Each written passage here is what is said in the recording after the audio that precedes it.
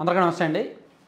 తిరుపతిలో జరిగిన ప్రమాద ఘటన, దానికి సంబంధించి తప్పు ఎవరిది, ఏం జరిగింది అనేది దీనికి ముందు నేను 2 వీడియోలు చెప్పాను. సో ఓవరాల్గా ఈ ఘటనలో కొన్ని ప్రశ్నలు, సమాధానం లేని ప్రశ్నలు, పోలీసుల తప్పులు, యంత్రాంగం తప్పు, పాలక మండలి తప్పు, ప్రభుత్వం తప్పు, భక్తులు ఏ విధంగా ఉన్నారు, ఈ మొత్తం అంశాలను కవర్ చేస్తూ నేను దీనికి ముందు 2 వీడియోల్లో చెప్పాను. గుండు సూది ఛానల్లో పోస్ట్ చేశాను. అవి చూడకపోతే ఒకసారి చూడండి. ఈ వీడియోలో మనం అత్యంత కీలకమైన అంశం ఒకటి చెప్పుకోవాలి. ఒకటి, దీని మీద ప్రభుత్వానికి నివేదిక అందింది. సో అక్కడ ఎందుకు జరిగింది, ఏం జరిగింది, ఈ ఓవరాల్ ఇష్యూ మీద సీఎం గారికి ఒక రిపోర్ట్ వెళ్ళిందనమాట. సో ఆ రిపోర్ట్లో ఏం చెప్పారంటే, తిరుపతిలో తొక్కిసలాట ఘటనపై సీఎం చంద్రబాబుకు జిల్లా కలెక్టర్ నివేదిక సమర్పించారు. డిఎస్పీ అత్యుత్సాహం వల్లనే ఇది జరిగిందని చెప్పి ఒక డిఎస్పీ మీదకు తోసేస్తున్నారనమాట.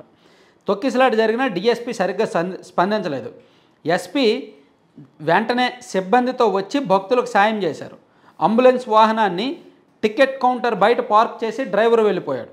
20 నిమిషాల పాటు డ్రైవర్ అందుబాటులోకి రాలేదు. డిఎస్పీ అంబులెన్స్ డ్రైవర్ నిర్లక్ష్యం వల్లే భక్తులు చనిపోయారు అని కలెక్టర్ గారు ఇచ్చిన రిపోర్ట్లో చెప్పారనమాట. కలెక్టర్ గారు ఇచ్చిన రిపోర్ట్లో చాలా స్పష్టంగా ఈ అంశాలను పేర్కొన్నారు. సో ఇది అంటే ఒక డిఎస్పీ మీదకు తోసేయాలనుకుంటారా? ఆ ఒక్కటేనా? మరి పొద్దున్న నుంచి జరిగిందో దాదాపుగా 1,20,000 టోకెన్లు 8 కౌంటర్లో ఇచ్చేయగలరా? ఒక్క కౌంటర్లో 15,000 మంది లైన్స్ చూడగలరా? ఒక పార్కులో అంతమందిని పెట్టేయగలరా? ఇలా చాలా ప్రశ్నలు ఉన్నాయి. సో దీనికి ముందు వీడియో చూస్తే మీకు క్లారిటీ వస్తుంది.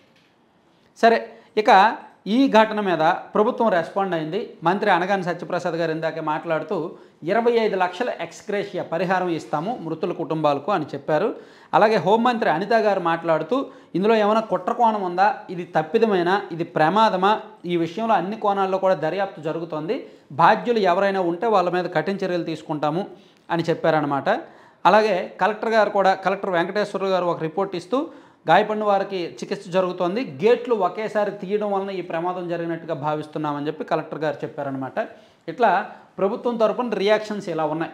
ఎక్స్గ్రేషియా ఇచ్చారు, ప్రాథమిక రిపోర్ట్ ఇచ్చారు, దర్యాప్తు కూడా జరుగుతోంది. సో మేబీ ఈరోజు సాయంత్రానికి సీఎం గారు వెళ్తారేమో, వెళ్ళి వాళ్ళని పరామర్శించి పూర్వపరాలన్నీ తెలుసుకుంటారేమో, చూద్దాం. సో ఓవరాల్ ఘటన అయితే దురదృష్టకరం.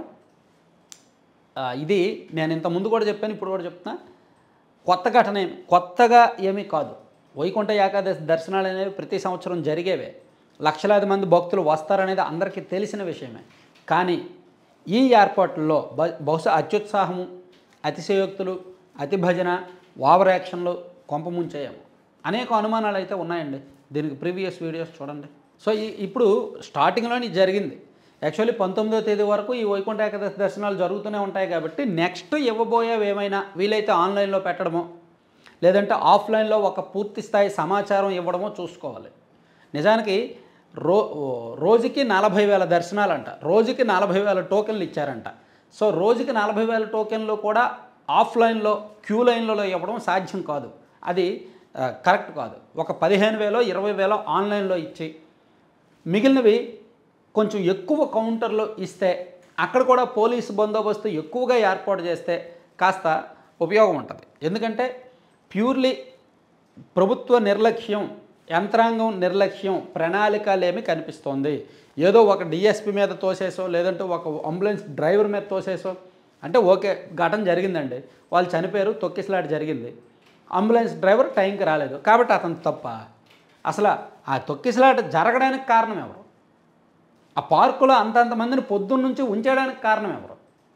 రైల్వే స్టేషన్ నుంచి, బస్ స్టాండ్ల నుంచి వేలాది మంది వస్తుంటే అసలు జనం పెరుగుతున్నారు, మనం అలర్ట్ అవ్వాలి, వేరే ప్లేస్లకు మళ్లించాలి, వేరే కేంద్రాలు ఏర్పాటు చేయాలనే తక్షణ ఆలోచన, స్పాట్ డెసిషన్స్ ఎందుకు తీసుకోలేదు?